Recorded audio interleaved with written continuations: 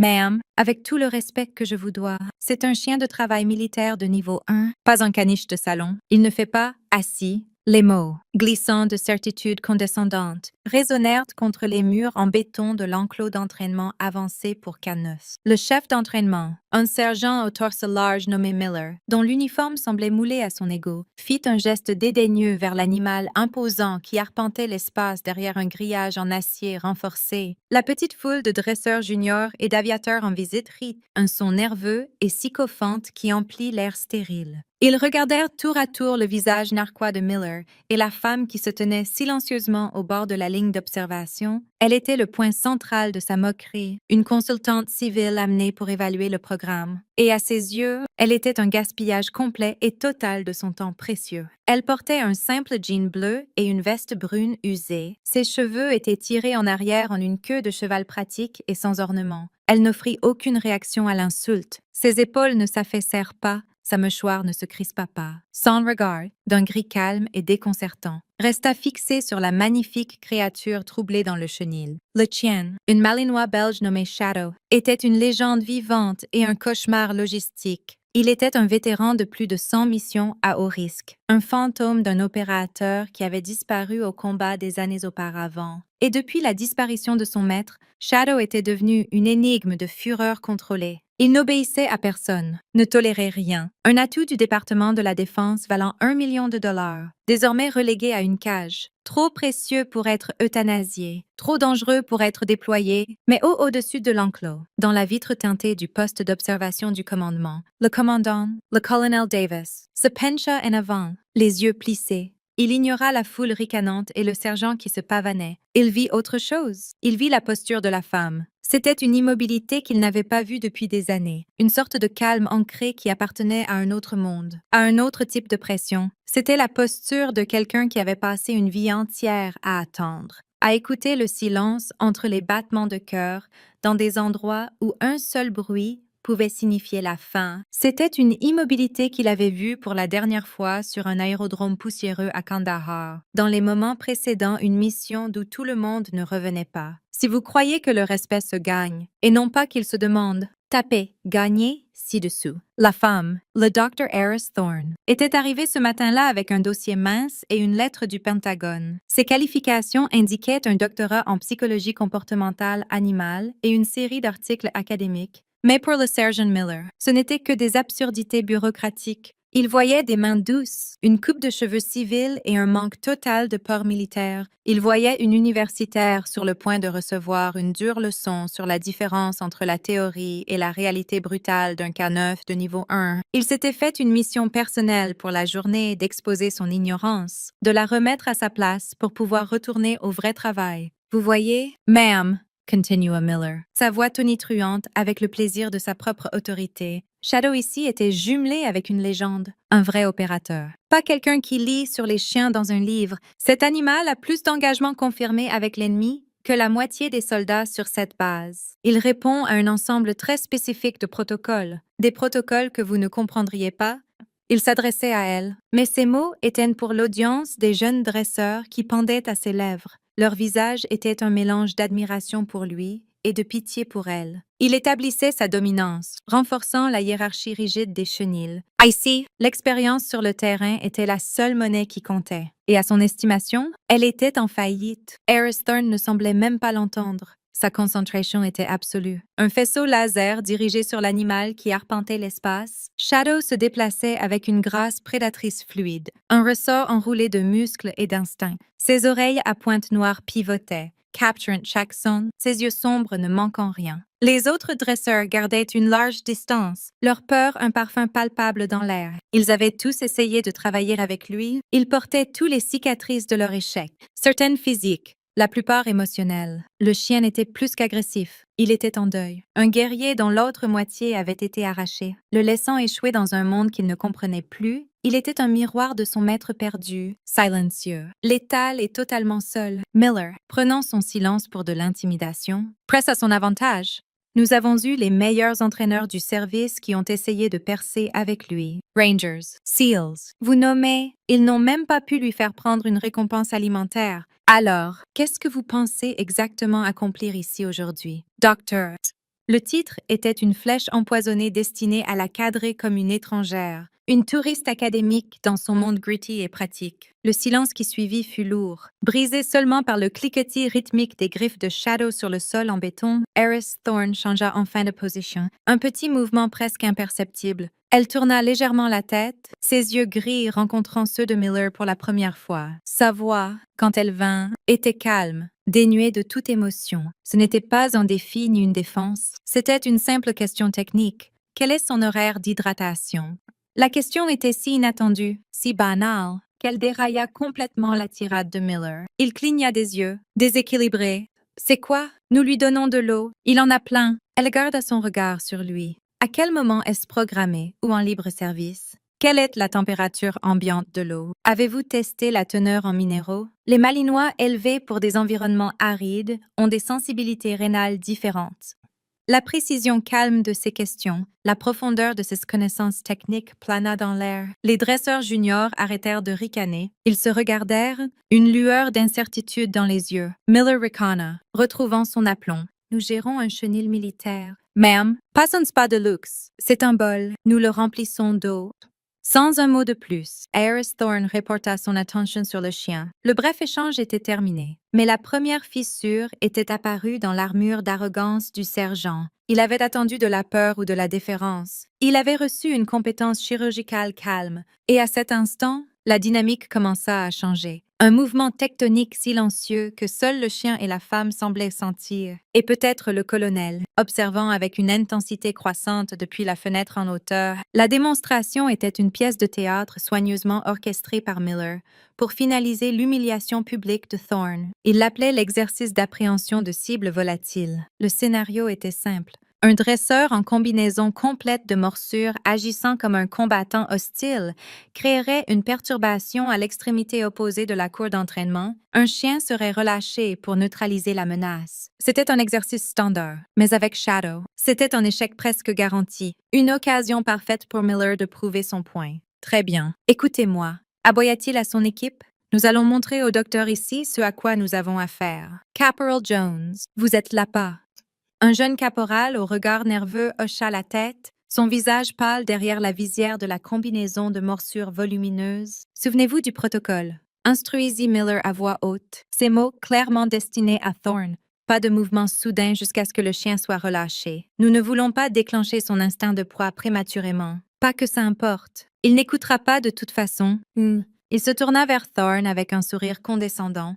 Vous voudrez peut-être reculer. Ma'am, ça peut devenir un peu intense. Eris Thorne ne bougea pas. Elle se tenait simplement près de la clôture, les bras croisés lâchement, sa posture détendue mais alerte. Elle était une île de calme dans une mer de tension fabriquée. La porte de l'enclos de Shadow fut ouverte à distance. Le chien ne bondit pas comme les autres. Il sortit en traquant, ses mouvements délibérés. La tête basse, il inspecta la cour, son intelligence palpable. Il n'était pas un outil, il était un soldat évaluant un champ de bataille. À l'extrémité opposée, le caporal Jones commença à crier, agitant un bâton rembourré, jouant le rôle de l'agresseur. Commande de relâche. Allez, allez, allez! Hurla Miller dans sa radio. Mais Shadow ne bougea pas. Il se tenait au centre de la cour, ignorant complètement le caporal agitant les bras. Son attention était ailleurs. Il regarda au-delà des dresseurs, au-delà de l'équipement, son regard balayant le périmètre jusqu'à ce qu'il se pose sur la femme silencieuse près de la clôture. Il se tint parfaitement immobile, son corps une statue de muscles tendus, ses yeux verrouillés aux siens.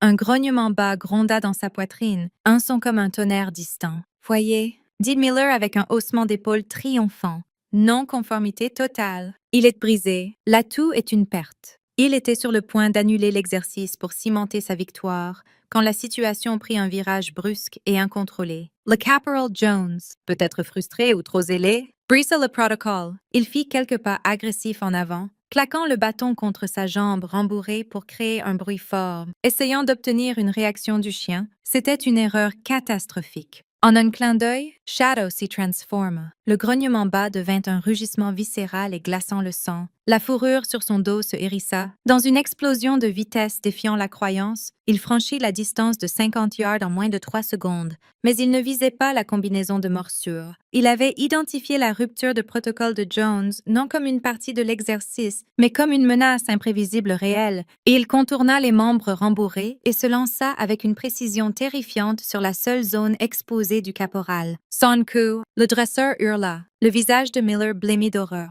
Non, Shadow. Non, beugla-t-il, sa voix se brisant de panique. Jones trébucha en arrière, tombant au sol alors que le missile de 32 kilos de muscles et de dents se préparait à frapper. C'était une attaque fatale en cours, une tragédie sur le point de se dérouler en temps réel. Les autres dresseurs étaient figés, paralysés par la vitesse de l'événement, leur entraînement rendu inutile par la vélocité du chaos. Miller tâtonna pour la télécommande du collier électrique du chien, mais il était trop tard. La distance était trop courte, l'intention du chien trop absolue. Dans cette fraction de seconde de panique figée, alors qu'une vie était sur le point d'être irrémédiablement altérée, Eris Thorne bougea. Elle ne cria pas, elle ne courut pas. Elle fit simplement 2 pas calmes en avant, posant ses mains sur la clôture en maille de chêne, son être entier concentré sur la violence qui se déroulait. L'air était épais de cris et des commandes frénétiques et inutiles du maître du chenil. Mais à travers le bruit, une seule son trancha le chaos, clair et tranchant comme du verre brisé. Ce n'était pas un mot, c'était un sifflet, une courte mélodie à 2 notes. Impossibly douce, pourtant perçant le vacarme comme une balle. C'était un son qui n'avait pas sa place, une note privée dans une catastrophe publique. L'effet fut instantané et absolu. En plein vol, à un pied de la gorge du caporal Jones,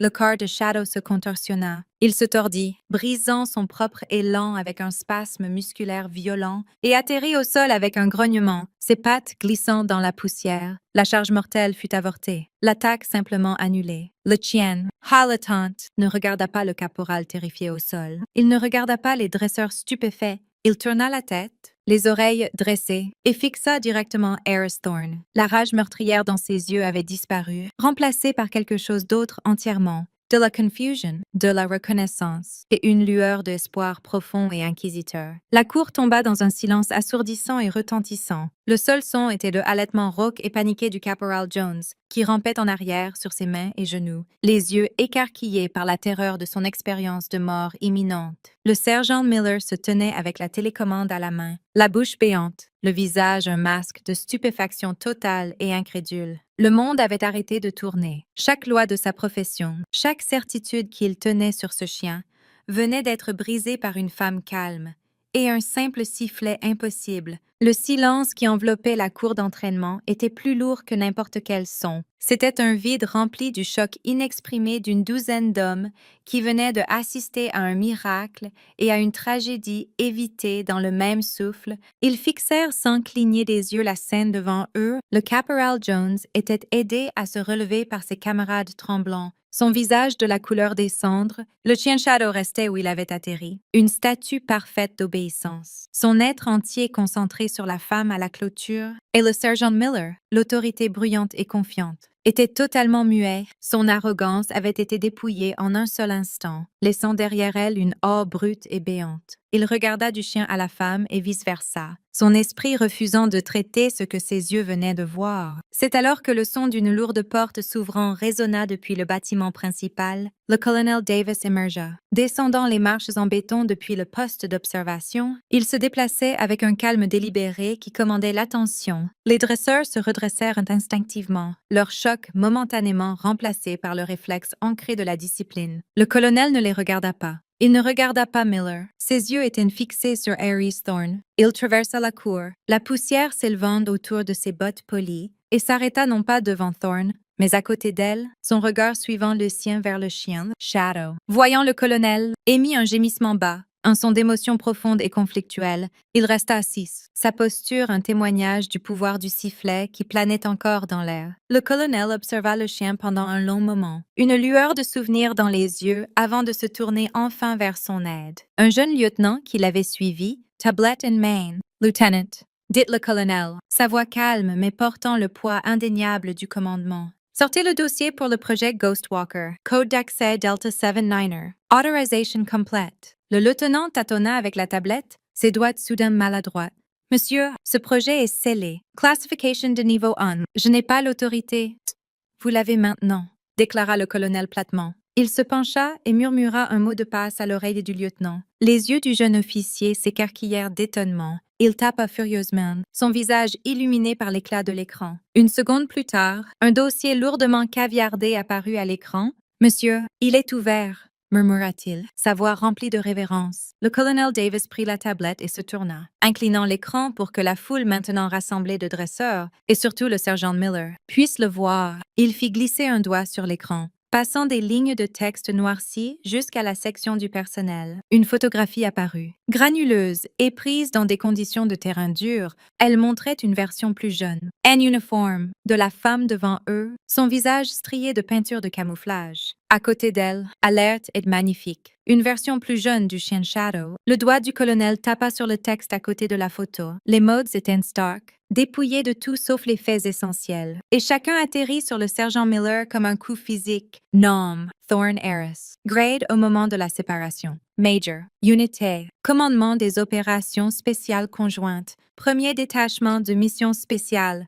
K9. Titre classifié. Chef de programme et maître principal. Project Ghostwalker. Il fit glisser à nouveau et une liste de distinctions remplit l'écran. Une Silver Star. 2 Bronze Stars avec valeur. Une Purple Heart. Des journaux de mission de lieux qui n'existaient pas officiellement. Des opérations enterrées dans les vaults les plus profonds de la sécurité nationale. Les dresseurs alternent. Ils n'étaient pas en présence d'une psychologue civile. Ils étaient en présence d'un fantôme, un officier des opérations spéciales décoré, un guerrier du plus haut calibre. Le visage du sergent Miller était passé du blanc à un rouge marbré de honte profonde et écrasante pour l'âme. Il comprenait enfin, le chien n'était pas brisé, il était loyal. Il avait attendu tout ce temps la seule commande qu'il reconnaîtrait vraiment. Le sifflet n'avait pas été un tour, c'était une clé, une qui déverrouillait un lien forgé dans le creuset du combat. Une connexion que Miller, avec tout son bluster et ses protocoles, n'aurait jamais pu comprendre. Il avait essayé de forcer une voiture, tandis que la maître serrurière se tenait silencieusement à côté de lui, tenant la seule clé existante. La compétence calme qu'il avait prise pour de la faiblesse était en fait la confiance profonde et inébranlable d'une maître qui n'avait pas besoin d'annoncer sa présence. Elle n'avait pas besoin de prouver sa valeur avec des mots, parce que son être entier en était un témoignage. Et dans le silence écrasant de cette révélation, le sergent Miller comprit enfin l'abîme qui séparait le bruit de l'autorité et l'arrogance du vrai respect. Le poids complet de la révélation s'installa sur les hommes assemblés, et l'atmosphère dans la cour d'entraînement passa du choc à quelque chose frôlant la révérence sacrée. Ils se tenaient sur un sol sacré, en présence d'une figure dont la légende n'avait été entendue que dans des rumeurs chuchotées autour de feux de camp nocturnes, dans des zones de guerre distantes. L'histoire de Ghostwalker et de son maître était un mythe, un conte de camp pour inspirer les nouvelles recrues. Un maître et un chien si parfaitement synchronisés qu'ils se déplaçaient comme un seul. Une paire fantôme qui pouvait infiltrer n'importe quelle cible sans être vue ni entendue. Et le fantôme se tenait juste devant eux, en jambes bleues et veste simple.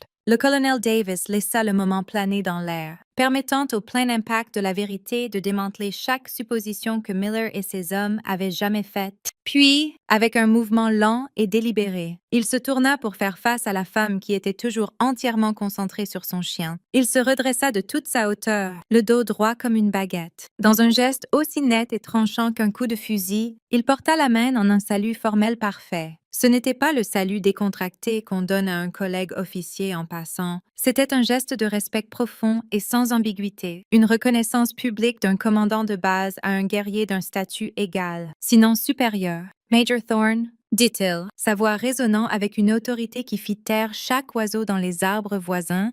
Bienvenue de retour. C'est un honneur de vous avoir sur ma base. Nous pensions tous que vous aviez été perdu après l'incident de Zagreus.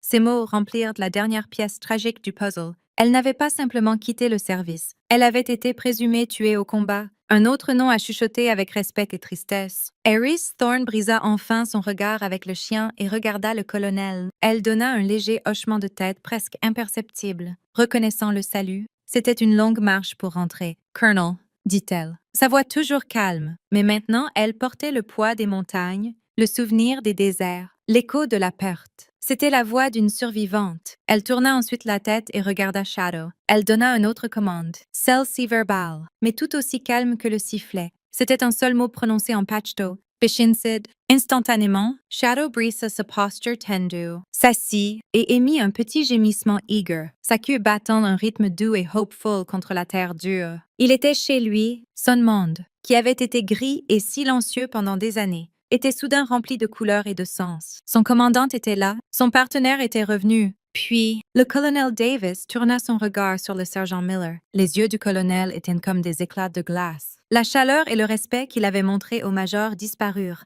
remplacés par une fureur froide et contrôlée qui était bien plus terrifiante que n'importe quel cri. « Sergent » commença-t-il, sa voix dangereusement basse. « Vous vous tenez sur une longue et honorable tradition de maître de chiens militaires. C'est un legs de confiance, de partenariat, d'un lien sacré entre soldats et canons. Aujourd'hui, vous avez choisi de représenter ce legs avec des insultes bon marché et une posture arrogante. » Miller tressaillit comme s'il avait été frappé. Il se tenait rigidement au garde-à-vous, les yeux fixés devant lui, son visage brûlant d'une honte si intense qu'elle était douloureuse à voir. « Vous aviez une légende vivante marchant sur vos terrains d'entraînement, » continua le colonel, sa voix s'élevant juste assez pour trancher le silence.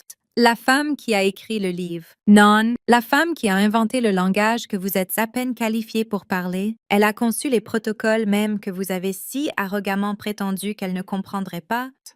Elle a personnellement sélectionné le grand-père de Shadow dans une portée à Anvers. Elle n'a pas juste entraîné ce chien, Sergeant. Elle l'a construit. Ce sifflet n'était pas un tour de fête. C'était une commande de rappel qu'elle a implantée dans son subconscient quand il était un chiot de 12 semaines. Un son superposé de confort, de sécurité et d'autorité absolue. Un filet de sécurité qui vient de sauver la vie d'un de vos hommes. Ah. Le colonel fit un pas plus près, sa voix tombant à un quasi-murmure, la rendant d'autant plus menaçante. Vous avez supposé que vous aviez affaire à une étrangère, une civile, une femme que vous pouviez intimider. Vous aviez tort, vous étiez dans l'ombre de la personne même qui a créé le niveau le plus élite de votre profession, et vous étiez trop aveugle, trop ignorant, et trop plein de votre propre bruit pour le voir.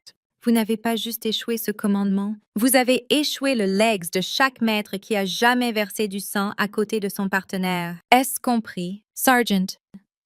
La gorge du sergent Miller remua, mais aucun son n'en sortit. Il ne put gérer qu'un hochement de tête étouffé et étranglé. La réprimande publique était absolue. Une vivisection verbale exécutée avec une précision chirurgicale. La leçon était claire, non seulement pour Miller, mais pour chaque personne présente. La vraie autorité n'a pas besoin de s'annoncer. La vraie compétence est calme.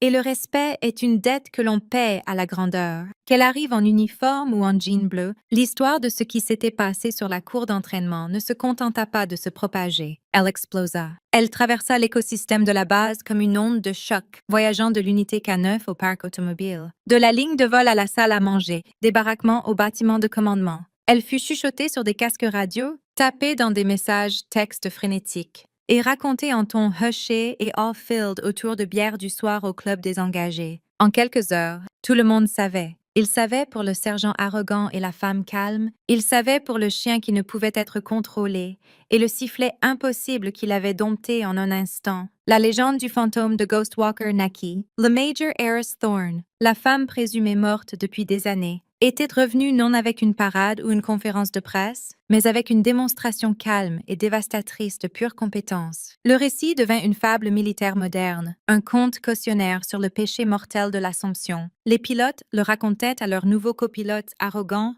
les sergents instructeurs le racontaient à leurs recrues brutes. Il devint un outil d'enseignement, une pierre de touche culturelle sur la base. La phrase « Ne te fais pas Miller » entra dans le lexique local, un avertissement shorthand contre le fait de juger quiconque par son apparence. Pour le sergent Miller, l'expérience n'était pas juste humiliante, elle était transformatrice. Les fondations de son identité professionnelle avaient été brisées, toute sa vision du monde, bâtie sur une hiérarchie rigide de forces visibles et d'autorité bruyante, avait été prouvée fausse. Pendant 2 jours, il fut un fantôme lui-même, évitant le contact visuel, accomplissant ses devoirs avec une efficacité mécanique et sans joie. Le swagger avait disparu, remplacé par un silence lourd et pensif. Au 3e jour, il chercha le Major Thorne. Il la trouva non dans un bureau ou une salle de briefing, mais où elle était toujours, avec Shadow. Elle était assise sur le sol d'un chenil stérilisé, la tête massive du chien reposant paisiblement sur ses genoux, tandis qu'elle vérifiait méthodiquement ses pattes pour des chardons. Miller s'arrêta à la porte ouverte, son chapeau à la main. Il resta là une minute entière, silencieux avant qu'elle ne lève enfin les yeux, ses yeux gris calmes et interrogateurs. « Ma'am » commença-t-il, sa voix rauque d'émotion, dépouillée de tout son ancien bravade. « Major Thorne. Je suis venu m'excuser. Ce que j'ai fait était inexcusable. Mon comportement était non professionnel et mes assumptions étaient ignorantes. Il n'y a pas d'excuse pour ça. Ma'am, j'avais tort. » Eris Thorne hoqua simplement la tête, continuant son examen de la patte du chien. Nous faisons tous des assumptions, Sergeant. L'important est ce que nous faisons après avoir appris qu'elles sont fausses. Son absence de condamnation était, à sa manière, plus impactante que n'importe quelle colère persistante n'aurait pu l'être. Elle n'était pas intéressée par la honte, elle était intéressée par la mission. La mission était le chien. Miller fit un pas hésitant en avant. J'ai passé toute ma carrière à penser que je connaissais ces animaux, à penser que je savais ce qu'il fallait, mais en regardant le lien que vous avez avec lui, je réalise que je ne sais rien du tout. Pas vraiment. Il la regarda, sa demande mise à nu dans ses yeux. Si vous êtes disposée, ma'am, j'aimerais apprendre. Je veux comprendre ce que j'ai vu. Je veux être meilleure. Iris regarda du visage earnest et humble du sergent à l'animal confiant sur ses genoux. Elle vit un pont, une opportunité non pour la rétribution, mais pour la croissance. Sa philosophie n'avait jamais été sur la gloire personnelle. C'était sur le bien-être des animaux et l'efficacité de la mission. Elle donna un autre petit hochement de tête. Le chien passe en premier. Sergeant, toujours, dit-elle, ces mots échouant le cœur de son existence entière. Le lien n'est pas sur la dominance, c'est sur la confiance. C'est une conversation silencieuse. Vous devez apprendre à écouter. Et ainsi commença la rééducation du sergent Miller et de toute son unité. Le Major Thorne ne tenait pas de conférence, ni n'utilisait de présentation PowerPoint. Elle enseignait par l'action. Elle leur montra comment lire le langage subtil des chiens, le twitch d'une oreille, le déplacement de poids, la dilatation des yeux. Elle leur apprit que le respect était le fondement de l'obéissance et que la confiance, une fois gagnée, était un outil plus fiable que n'importe quel collier électrique ou chaîne d'étranglement. Au centre du bureau principal de l'unité K9, un tableau d'affichage était couvert de commandations, d'horaires et d'avis officiels. Quelques jours après l'incident, un nouvel item apparut. Quelqu'un, personne n'admit jamais qui, avait épinglé une seule photographie candide. Ce n'était pas une pose. C'était pris sur un téléphone portable dans les moments après que la cour d'entraînement se soit vidée. Ça montrait le Major Thorne agenouillé dans la poussière, sa main reposant doucement sur la tête de Shadow. Le puissant chien, la bête indomptable, la regardait avec une expression d'amour et de dévotion absolue qui coupait le souffle. Sous la photo, quelqu'un avait tapé une petite étiquette et l'avait accrochée au tableau. Ce n'était pas une plaque officielle, mais c'était plus puissant que n'importe quel laiton gravé. Ça disait simplement « Respectez le lien ». Ça devint la devise non officielle de l'unité, un rappel silencieux constant d'une leçon qu'ils avaient apprise de la manière la plus dramatique imaginable. Un an passa. La transformation de l'unité K9 de la base fut rien de moins que miraculeuse, sous la guidance calme et stable du Major Eris Thorne, qui avait accepté de rester comme conseillère civile permanente. Le programme devint le nouveau standard d'excellence pour toutes les forces armées. Leur taux de succès en entraînement, déploiement et efficacité de mission montèrent en flèche. Des chiens qui avaient été considérés comme des cas problèmes fleurirent sous une nouvelle philosophie ancrée dans le respect mutuel et une compréhension psychologique profonde. La méthode Thorne, comme elle en vint à être connue, était en train d'être rédigée dans la doctrine militaire officielle, prête à révolutionner les programmes K9 à travers toutes les branches du service. Le Sergeant Miller, autrefois un monument à l'ignorance arrogante, était maintenant son évangéliste le plus fervent et humble. C'était un homme changé. Le bluster avait disparu, remplacé par une confiance calme et vigilante. Il parlait moins et écoutait plus. Il traitait chaque chien et chaque maître, indépendamment du rang ou de l'expérience, avec un respect nouveau. Il commençait chaque nouvelle classe d'entraînement pour les maîtres entrants, non avec une démonstration de force, mais avec une histoire. Il se tenait devant les recrues au visage frais et leur racontait en détail brut et honnête le jour où il avait fait la plus grosse erreur de sa carrière. Il leur racontait la femme civile calme qu'il avait rabaissée et la légende vivante qu'il avait été trop aveugle pour voir. Il leur racontait Shadow, le chien brisé qui attendait simplement que son héros rentre à la maison. Il pointait la photo sur le mur du bureau, maintenant encadrée et donnée une place d'honneur, et disait Votre travail n'est pas de commander un animal. Votre travail est de gagner la confiance d'un partenaire. Oubliez tout ce que vous pensez savoir sur la dominance. Votre objectif est de construire un lien si fort qu'un seul sifflet calme est plus puissant qu'une laisse, une clôture ou un ordre crié direct. Votre objectif est d'apprendre à écouter.